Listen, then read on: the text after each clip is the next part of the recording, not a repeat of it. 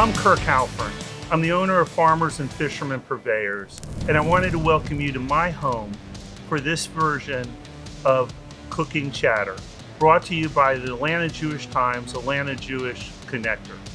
This series is going to be on fresh fish, and it's going to be about simply cooking fresh fish.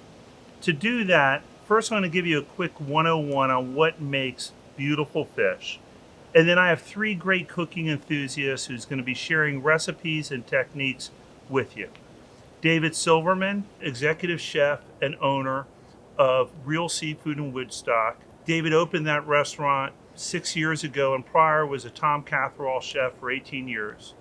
Sally and Bruce Alterman, former owners of the Brickery, which has been an Atlanta institution for 20 plus years. And then Batsheva Gelbtuch, who is a kosher cooking enthusiast. The first and most important thing when you're talking about fresh fish is to start with beautiful fresh fish. Fresher is better. Now, as we built Farmers and Fishermen, I went ahead and got what I believe was the best seafood monger in the marketplace, and that's Paj Skambuda. Paj, can you share with us what fish we're looking at here? And then when you're buying fish, what are you looking for? Okay, we're looking at some beautiful Atlantic Chilean salmon. It's flown in straight from Santiago, Chile to Atlanta. Actually, I'm going to jump in real quick. So what we were doing pre-COVID-19, we were the first ones ever in the marketplace to be flying direct. We're taking our Chilean salmon, flying straight from Santiago right to Atlanta, so it came in. It was literally out of the water for like 2 days. Same is true with your bronzini that's coming out of Spain. Right. Now, you also have some fish that you're buying from local boats around the Southeast. What fish are those, Paj? Okay, these are grouper coming out of Florida, red snapper coming out of Madeira Beach, Florida. These are beautiful flounder coming out of North Carolina. So, Paj, I see snapper, I see grouper, I see flounder. Those, you're buying that directly from the fishermen, right? Correct. So how do you know what they're coming in with? They call me that day or the day before, and they tell me that they're going to have this product coming off the boat, and we make arrangements to get our trucks down and meet with the boats. So what we did is we built a supply network so that this way we're delivering to customers in Myrtle Beach, South Carolina. When that driver is done, he's meeting at the boat with the fisherman. He's taking off from the boat the product. It is fresher than fresh. That product is back to you, within like 6 hours, right? Yes. Okay, so we have beautiful fish, and when that fish comes in, to make sure that when he represents that it's a single day boat trip, you're inspecting the fish's eyes, their gills. What are you looking for? I'm looking for all the above: the eyes, the gills, the texture. I'm looking for this sheen that's on the fish. That's a natural fish puts out naturally. And I've actually seen you literally say, Mr. Halpern, let me take a look at this. And you'll literally hold a fish out and it'll stand out like a board. It'll literally be in rigor mortis. Correct, that's true. But our fish, it's going to be fresh. It's going to be beautiful. And what I love to do is let's go ahead and process some fish so that our customers can see and our prospective customers can see the professionalism of our cut and then how it goes from this state, that whole state, into the finished packaging that we then have. Okay? Okay. Thank you.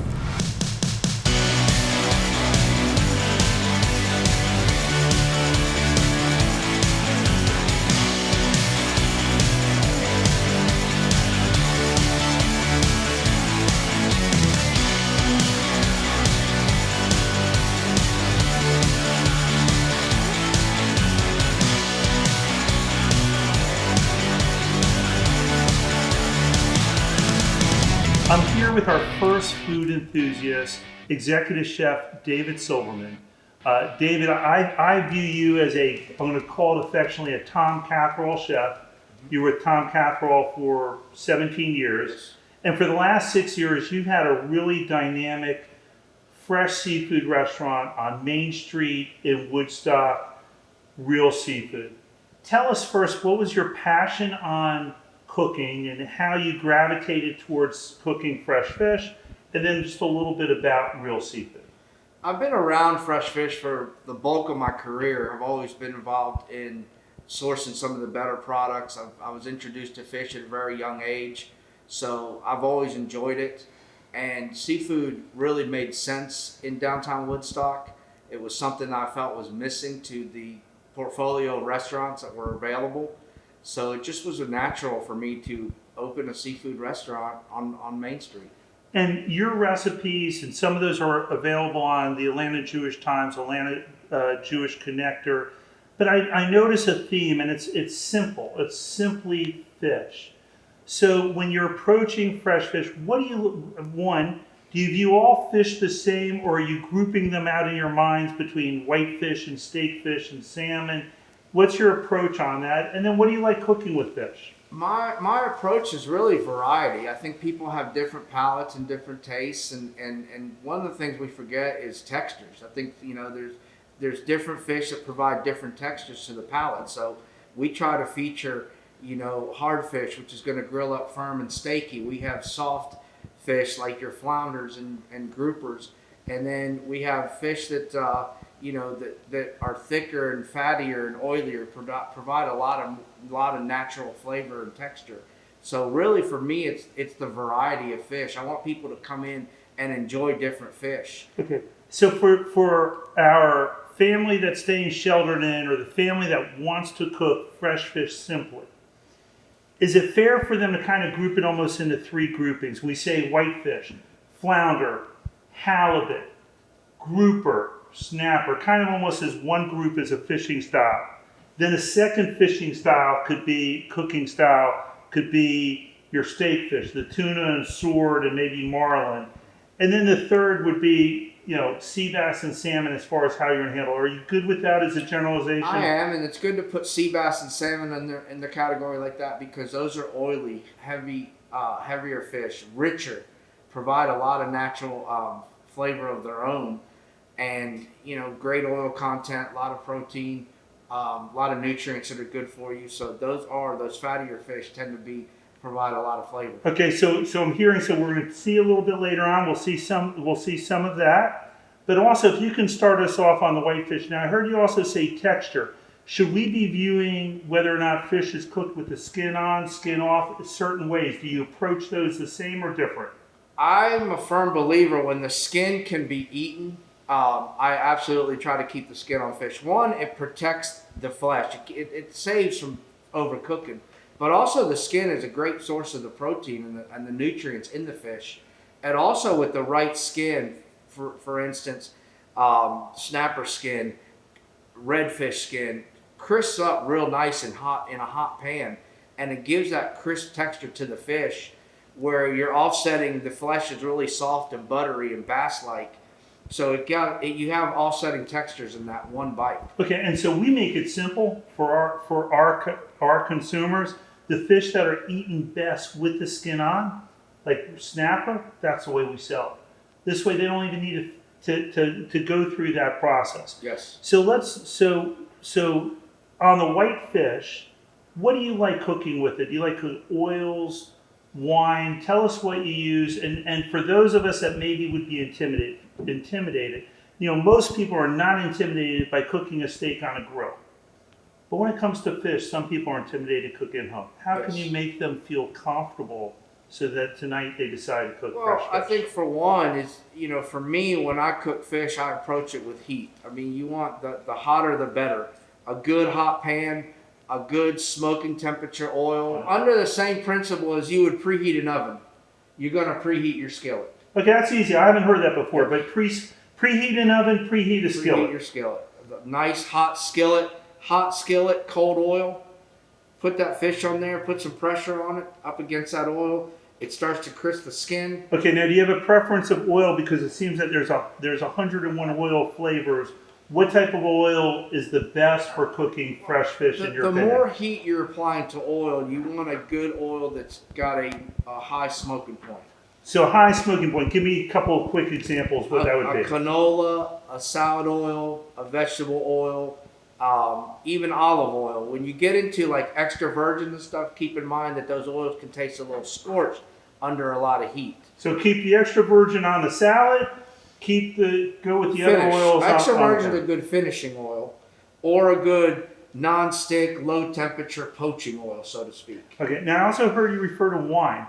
So what type of wine are you using when you're cooking with wine? My general rule on wine is if you wouldn't drink it, don't cook with it. But I'm not going to recommend that you pull something out of the cellar that you've been looking to celebrate a special occasion with friends and waste a great vintage on cooking. So we don't have to go overkill. We don't have to start pulling out the $100 bottle of wines to cook with.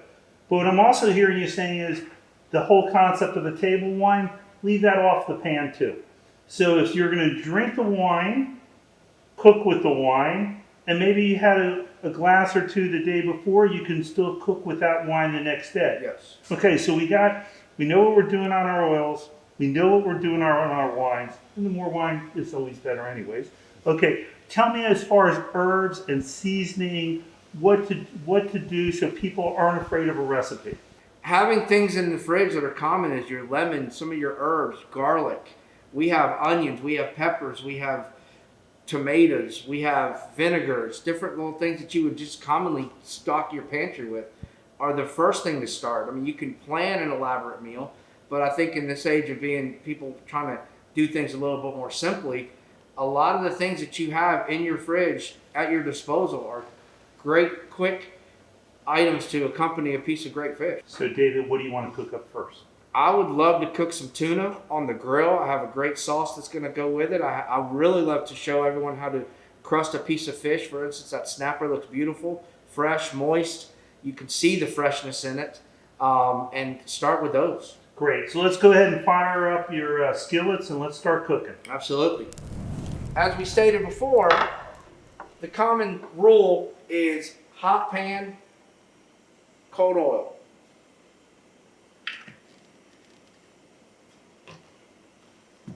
We have some sea salt here, just a little bit of sea salt. And you like the Mount-on sea salt because thicker pieces of salt, more flavorful. Yes, salt in its purest form does provide more flavor. And then I'm a big fan of fresh pepper. A good pepper mill. And what you're doing right now, grinding, that's what you recommend. Like I said, I prefer fresh peppercorns on anything I do, whether it's steak or fish, but absolutely. And what we're going to do here is we're just going to put a little bit of salt on the skin, and that also helps to kind of get some of the moisture out of it, and that's also going to play a role in crusting it. How do you know if you have too much salt, too little salt? That's something by really feel.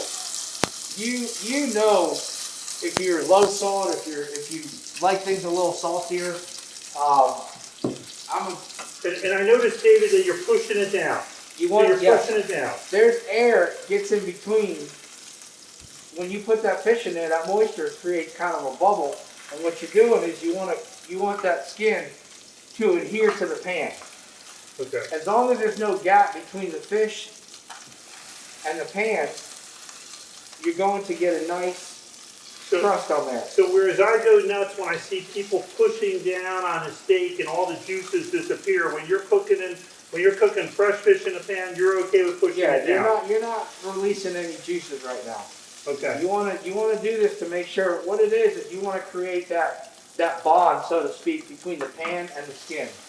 And while that's going, we're going to show you a couple of ways to approach hard fish or grill fish. Good outside cooking. You have a grill outside. These fish are kind of able to be done on a grill outside or on your inside grill. If you as the home cook have a family rub or something that you like, what your flavors are. Maybe you created something in your pantry. Maybe you buy pre-made rub. Any of these things work. You approach it by really what your palate is. What are the things that you enjoy? And there's not a wrong answer. There's no wrong answer. So Monday you can do this, and Tuesday you can do that, and you're just enjoying eating fresh fish in your home with your family, and it's all good. So we have some sea salt and cracked pepper on the tuna. We have a little rub here, pre-made rub that's just a mix of some of the ingredients that we like to cook with, and we're going to put this on the hot grill. Okay. And David, your recipes are going to be available on Atlanta Jewish Times, Atlanta Jewish Connector. So some of the things that David does that works for him and his family and his restaurant, you'll be able to see that. But the consumer has a license to do whatever they choose to do. So we got that going right now. And one of the things I'm going to show you here is if you take and you lift this up, you're going to see how it's not really trying to stick. You see how it moves freely in the pan? Yes. That is an example of a good crust in the making here. Okay, so if it's not moving, then it's not crusted enough. Not moving yet. You have to be careful on how you move it, because if you move it too aggressively, the skin is going to stick, the fish is going to go one way, and the skin is going in that same direction. Got it. You're going to lose that. But what you can see here is how I put the pressure on there. I created that nice crust, and if you see the skin's moving freely in the pan, it means that skin is crusting up really, really nice. And once you start seeing the white spots on the outside, that's an indicator that it's cooking, it's almost ready to flip.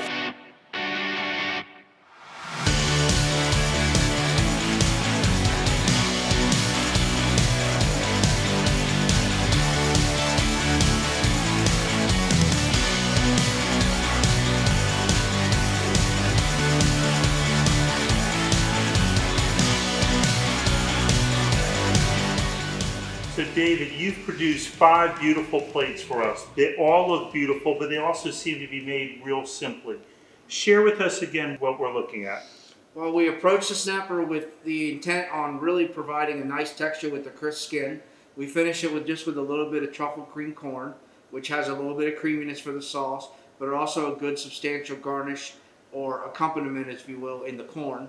And we move on to the grouper oil. We just pan roasted in a pan with no crust of any sort, but we did provide enough heat to give it a little bit of texture on the exterior, so it's still going to be soft and rich in the middle. And we just simply did a little bit of lemon, white wine, and garlic poured over that fish. Going to have a good bit of flavor. And then you had some steak fish as well? We did some firm steaky fish and the tuna and the swordfish on the grill. A little bit of a rub on there, a little bit of salt and cracked pepper on the tuna. Simple enough. And we did a couple different sauces we did a hoisin broth for the tuna. Just a common rub that you have in your pantry for the swordfish to give it some flavor. And then the sea bass, because we were just executing time, we went ahead and butterflied it up. You could leave it butterflied, you could leave it intact. And that was a fish that's just full of buttery flavor. Just roasted in the pan, but the rich and butteriness is still intact. And we just simply, we're going to cook up a little bit of household stuff you may have in your pantry with mushrooms and tomatoes and peppers and onions, a little bit of garlic, a little bit of white wine, and that's going to finish the sea bass. Great. And so, I want to thank you so much for coming to my home, cooking 5 beautiful fish dishes, doing them simply, using farmers and fishermen ingredients, just making it all easy for that our consumers can go ahead and try to duplicate it. And your recipes are available on Atlanta Jewish Times, Atlanta Jewish Connector, where they can see it and then come visit you in your restaurant real. Absolutely. Thank you for having me, and it was a pleasure. So for my second featured guest for Simply Cooking Fresh Fish is Sally and Bruce Alterman of Brickery Fame. Y'all had Brickery for 24 years. And when I think of Brickery, I think of great food, and I think of very reasonably prices. And I think one of the ways you achieve that is that you've got full utilization of your products, right? Totally. And one of the reasons why I thought of having you two folks on is so that when a farmers and fishermen customer buys a 4-pack of salmon, or they'll buy, let's say, salmon bits, and maybe they're cooking two salmon fillets that night that they're doing different applications of, so that they don't waste product, they can cook a great and classic salmon cake dish. Now, when did you guys come up with it? And then Sally, if you would be kind enough and share with us your recipe. And again, that recipe is available on Atlanta Jewish Times, Atlanta Connector. We took an item that everybody kind of grew up on, okay? Mama made it, but it was with canned salmon, and we were able to update it with a fresh product, which makes all the difference.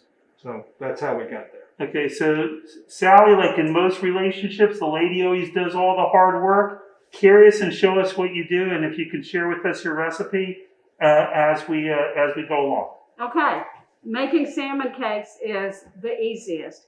What I do and what we used to do at the Brickery is we would roast off fresh salmon strictly for that recipe. So I would take like these beautiful salmon, 7-ounce salmon fillets from Farmer and Fisherman, or their salmon pieces, which were also fantastic.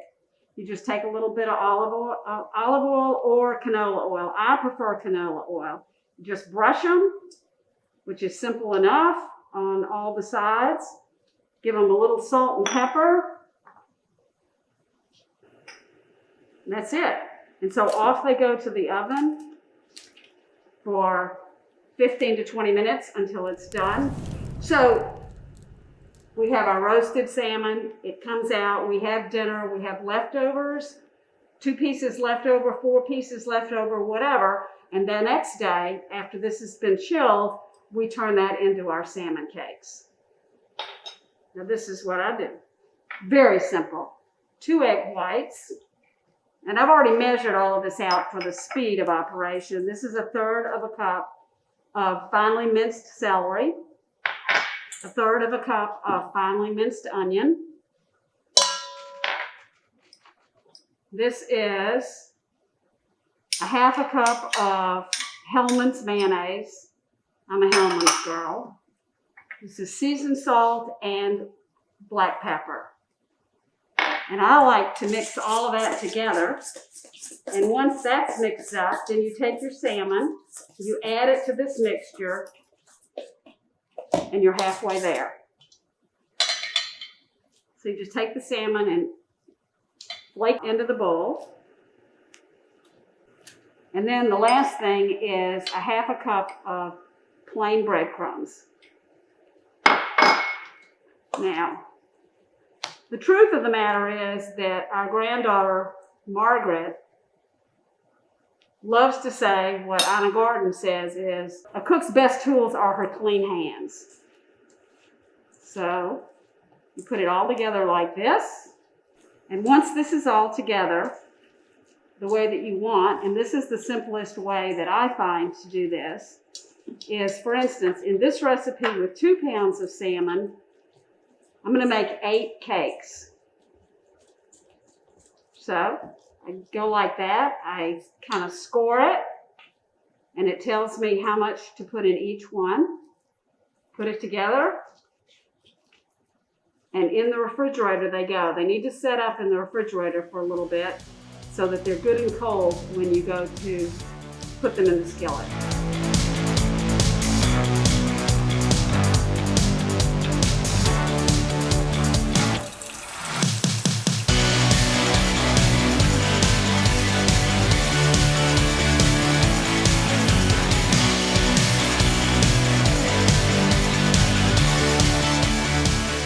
Sally, those look absolutely beautiful. I like to serve these. You can serve them with a tartar sauce. My personal favorite is I like your Farmers and Fishermen remoulade with them. Thank you. They look beautiful. I can't wait till we enjoy. And for those of us that have loved the Brickery for 24 years, and we regret that you guys, that it's no longer around, but we can live, the Brickery can live on as we follow your recipe and cook this at home. So thank you all so much for being in my home. Well, you're so very welcome, and we have to say that having you as our purveyor for so many years gave us wonderful product with which to work. Oh, you're a sweet talker. Thank you very much. Thank you. No problem. I'm blessed to have as our 3rd food enthusiast, Batsheva. Also, Lori was kind enough to join me for this segment.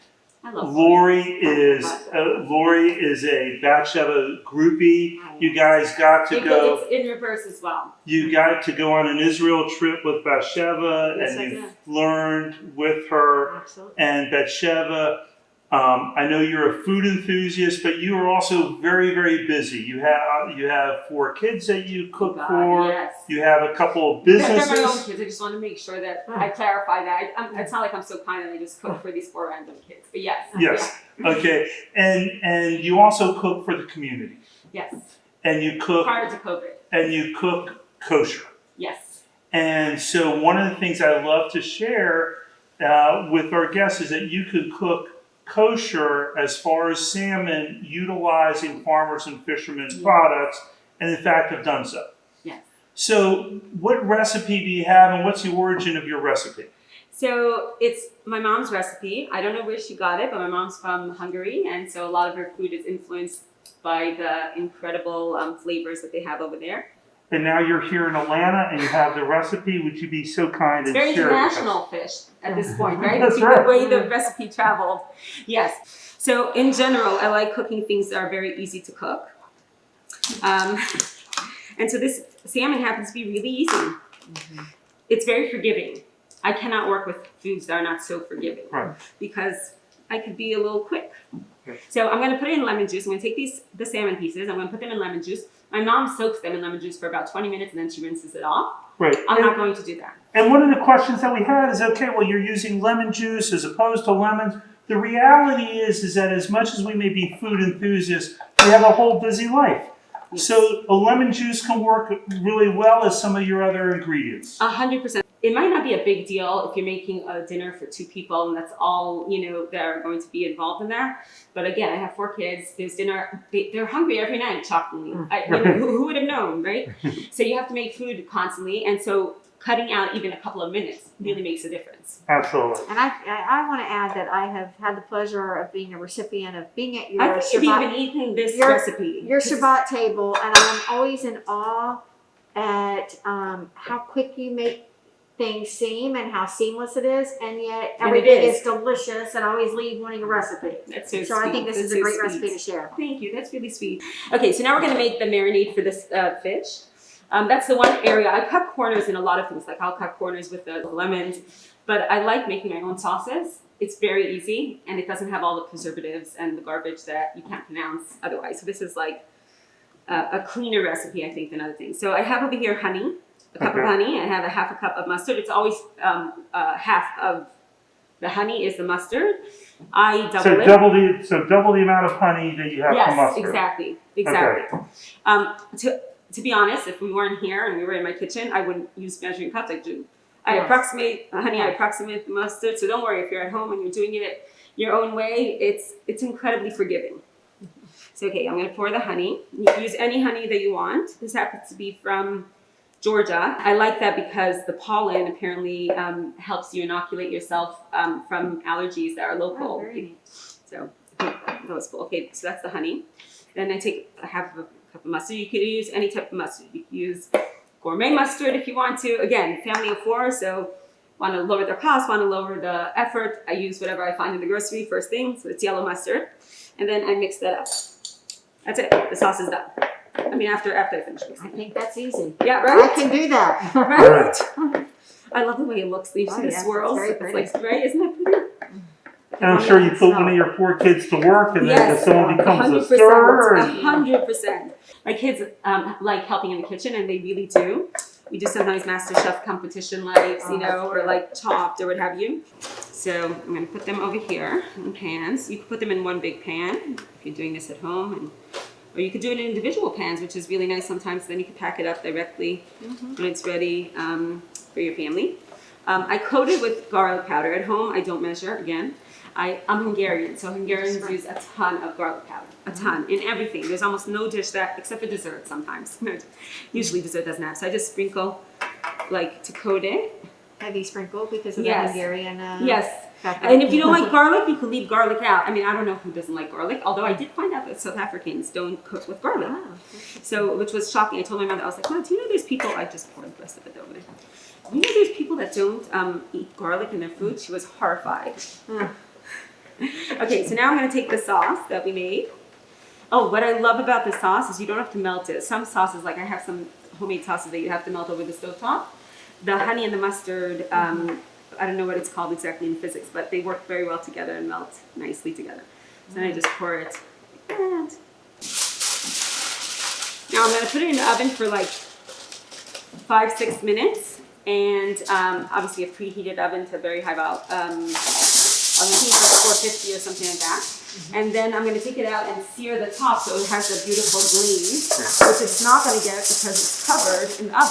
So you're putting it in the oven first, We're keeping the tin foil as a way to kind of get some speed. It's gonna cook it up like even. And then you're gonna put it on the grill. Yes. And as I'm listening to you, Yeah. what I'm hearing is 4 kids off in the background running around, and you're saying, I want to have a great I also meal. work full time. I do want to point that out. So there's also the phone buzzing nonstop with emails and So like true. meetings and stuff So like that. this is simply kosher cooking in the real world. Yes, yes, yes, 100%. So I think let's go ahead and get the salmon into the oven, and then let's get to the next step, and we'll see this as you're ready to almost put it in the pan, and then on the plate. Perfect.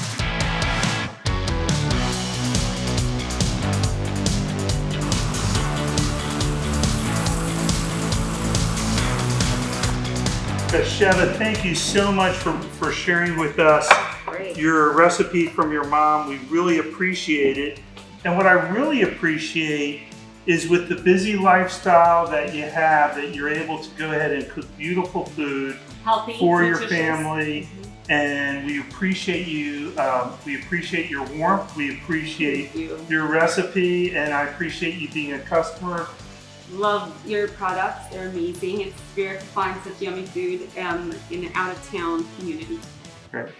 Well, thank you so much. And we thank you for joining us at And I Cooking appreciate Chapter. both of you. Separate from all of this, I would like to say you guys have great role models for me. I really Well, appreciate thank you, that. Batsheva, and I can't wait for us to try this. Yes, It looks heaven. delicious, and I love how you can make it as simple for just the 3 of us as you could for 30 Yes. people in your home. And I So will thank say, for me, food really means like coming together. Thank you for sharing so many meals with us together around the table.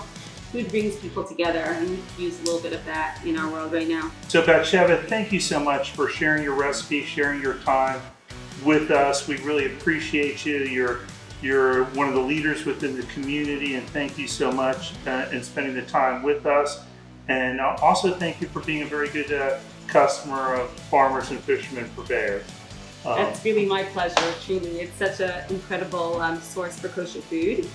And I appreciate both of you being in my life. You've been role models to me. And I love that we got to share meals together and that bonded us together around food. Great, thank you. And to our consumers, thank you so much for watching this edition of Cooking Chatter on Atlanta Jewish Times, Atlanta Jewish Connector. The recipes from Batsheva, as well as David Silverman and Sally and Bruce Alterman, can be found on the .com site. And we look forward to bringing you our next episode in a month. Thank you.